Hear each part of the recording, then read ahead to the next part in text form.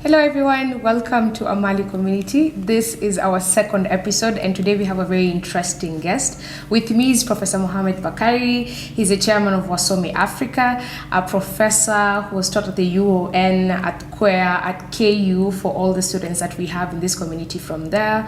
Before moving to Istanbul, that is in 1988, a diverse career consolidated of a lot when it comes to his career path. He is also the founder of Professor Mohamed Bakari Foundation, which is a philanthropic perspective in a collection of books, an array that you have not seen before, which you're going to highlight in the course of this interview. He has also been the Vice Chancellor of RAF International University, which is currently the Islamic University of Kenya, and we have such a lovely topic to work on today, and I'd love to invite Professor to talk to us and we could get to the topic of the day. So Professor, karibu sana. Thank you very much for having me. There's a lot of apprehension about the youth, and there has always been a conflict between generations because on the one hand parents want to create the children in their own image, and the children try to resist and create their own image. So, and I mean, we know this from writings on generational conflict. There's the famous novel by Turgenev called Fathers and Sons. And this was at a time when the Soviet, Russia was looked down upon and considered as backward relative to Europe proper. Yeah. So the young people wanted to change the situation, and because of that, this led to a conflict between fathers and the sons. And the sons. Yes, because the fathers wanted a more natural, progressive change in society, but the young people wanted a change, and they wanted change now. So naturally, you know, that would bring some kind of conflict.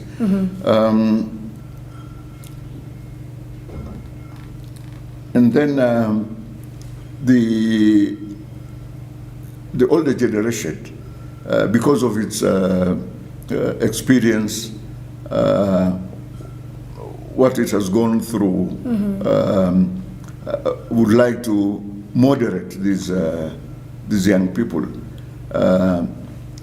because otherwise this can lead to unnecessary disaster. Like, for example, they might be forced to join some ideological groups that can push them, you know, to extremes. And parents are aware of what might happen to the children, you know, when they fall into the wrong kinds of groups. There's the famous anecdote about A.J.P. Taylor, who was an Oxford professor. When he was going for the job, he was asked whether he held any extreme views. He said, yes, I do have extreme views, but I hold my extreme views in moderation. So any parent, want their children actually to have that kind of attitude, because if they don't do that, they will inevitably end up in one kind of disaster or another. And this has been also a subject of fiction, open discussions, and we can see this from the works of novelists, essayists. They have looked at this particular issue. The problem is that again, fathers want the children, to take a particular line, and there's a famous story of a British intellectual and journalist called Gissing, who the father tried very much to make sure that he becomes a moral person, a religious person, but he persisted so much that the young man Gissing ended up actually becoming an atheist. So parents have to be a bit cautious in what in how they are handling their children. Do you think that such relations right now currently between our parents and the young people, might it be the reasons as to why we're having the youth as they are right now, either comparatively very rowdy, or they either choose to transgress, and I prefer to be more of as a stubborn child, since I do not have an understanding with a parent. Is there a way we could structure such conversations within our families to ensure that there is a good relation between us and the parents? Yeah, it's very important, for parents to always be as close to the children as possible. Treat them, with respect, because children also deserve respect, and when parents respect the children, then the children will reciprocate also in the same way, and then they will treat other people the same way. But if you are always finger pointing, then that will inevitably alienate the children, and then they'll take to extreme position. So it's very, very important, that people become moderate, in their dealings.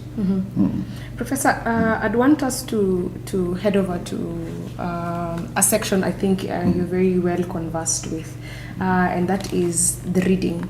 I think behind us we can see a whole collection of books, and I should mention that you have your own books are well done and articulated, and they're in the Kenyan market, which I think is something young people should really check into.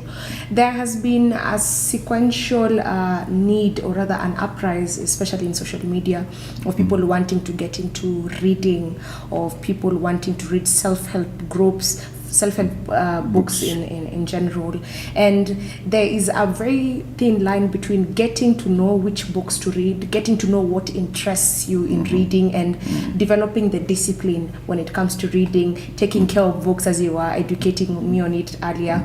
There's so many structures when it comes to the reading culture. If we could go through it, I think young people really look forward to studying, but then what necessarily do we study, and how should we go about it?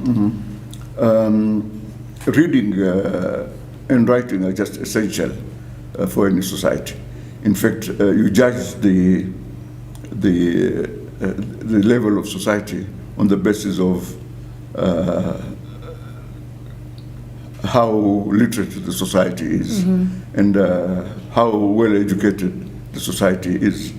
And there is a clear relationship between the level of the development of a society and its reading culture. everyone has a reading culture, because we can read, but the problem is we don't know exactly what to read. So in some societies, there are institutions that pay attention to this kind of thing. Like, for example, in America, you have the New York Review of Books, and in Britain, you have the London Review of Books, which draw the attention of the general public, or at least the serious reading public, about latest research, latest books that have been written. And on the basis of that, then the people go out and seek them out. They buy the physical books, or through devices that they can access these books. Of course, we have not reached that level, but that doesn't mean that some individuals can do that. And once they do that, then they pass on that culture, to the general public. Reading is so essential, just like breathing. You can't separate these two things. And if you have a reading culture, you are really alive, because you are exposed to so many things that otherwise, you might be unable to experience. So through reading, you experience these things vicariously. Reading is almost everything, in advanced societies. Yeah. Like if you look at a society like Japan, there is no illiterate person in that society.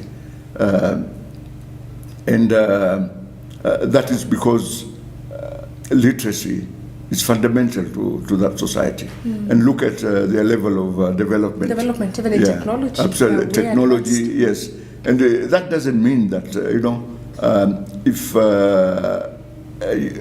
you read about other societies, you will imitate, aspects of those societies. Of course, there's nothing wrong in imitating the positive aspects of those societies. But in general, people tend to be attracted to the negative aspects. Yeah. And we cannot dismiss the internet, as a destructive thing. No, because the internet is in fact a parallel world to the physical and real world in which we live in. So the internet is not about pornography. It's only individuals, who don't know how to use their time, and who don't know how to respect themselves. They would engage in those kinds of activities. But on the whole, people are wiser than what we imagine them. So I would advise young people,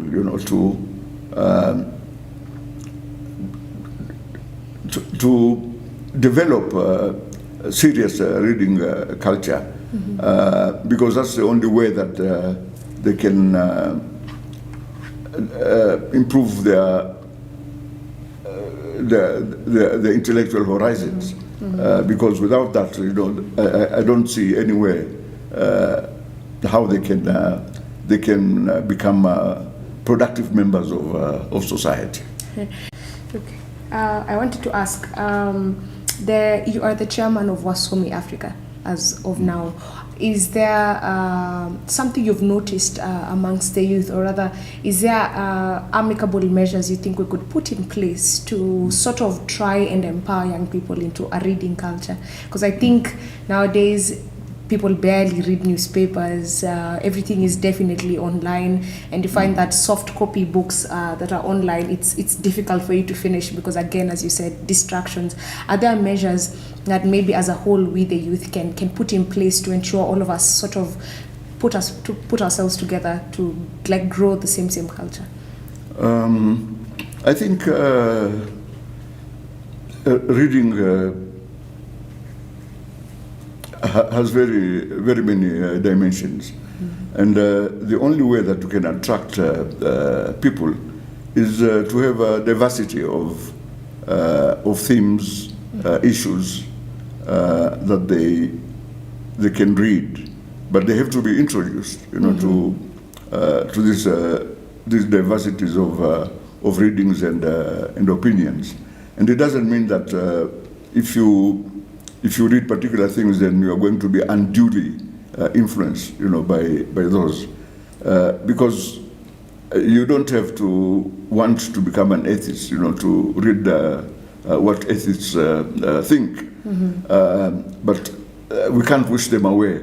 They will always be there. So it's important, for us to look at their mindsets, or what drives people, to that kind of ideology. And as I said earlier, there was this case of Gissing, very famous for his Grab Street, that talks about journalism, and and he was a classic case because the mother was always insisting on religion. Always, she was American, and the father was English, and a very close associate of Huxley. The Brave New World person. Yes. So he became so. When the mother died, the father took over. The function. But he kept on insisting, on that religious dimension that Gissing rebelled against that and became a prominent atheist. But he was not the kind of atheist that you would loathe. He's a kind of rational person, who would like to put his point of view and be listened to, and which doesn't mean that he was not amenable to going back, to what he was. And I think the same thing with young people. So that's just a temporary grandstanding, if you like, but later all of us change. I was a rebel myself also. And so has everybody been. But once you come to your senses, then you are able to discriminate, between what is positive, what is good, and what is dangerous, and what is regressive, for you. Professor, you are educated on linguistics as a whole, and I'd definitely want to ask, what led you, what inspired you to get into this career? I think I would just say that this was my qadar, fate, because when I went to university, I wanted, one of the people I admired was Professor Ali Mazrui, so I wanted to become a political scientist and become a public intellectual.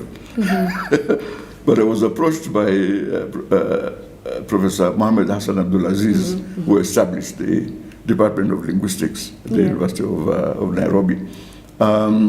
He persuaded me, to take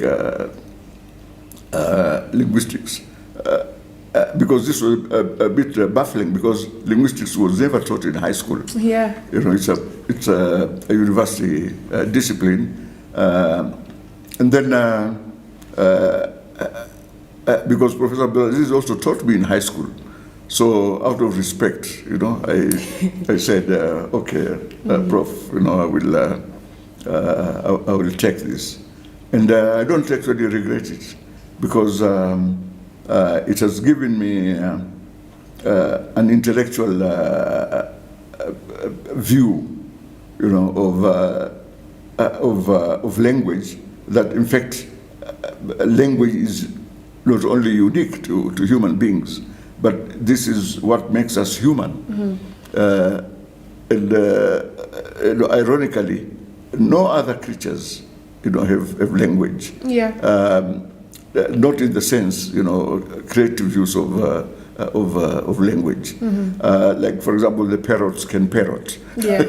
Yeah, but they can't create language. But with human beings, even the most mentally deranged individual, you know, has access to language. They speak the language. So there's this uniqueness about language. But when it comes to careers, honestly, whatever one studies, you know, is as good as any other. But we tend to push our kids, you know, to do medicine, the traditional courses, or engineering, as if these other humanities and social sciences have no place, you know, in human society. Yeah. But like, for example, the Americans have discovered that these are extremely essential disciplines. Like, you can't become a professional, an engineer or a lawyer or a doctor without having a first degree. So you must have a first degree. Yes. So if you're in the sciences, then you have to do you have to do an elective, you know, in the humanities. And if you're in the humanities, you have to do an elective in the sciences. Yes. So this creates a balance in the individuals, and that is why, you know, people like Obama, you know, they're just not accidentally articulate and informed. You know, it was through the use of particular and definite decision, you know, to educate oneself. And if you know anything about Obama, he was imitating Cicero. Yes. Cicero was his hero, you know, in terms of argumentation, and although he ended up badly. But that is inevitable, because as somebody said,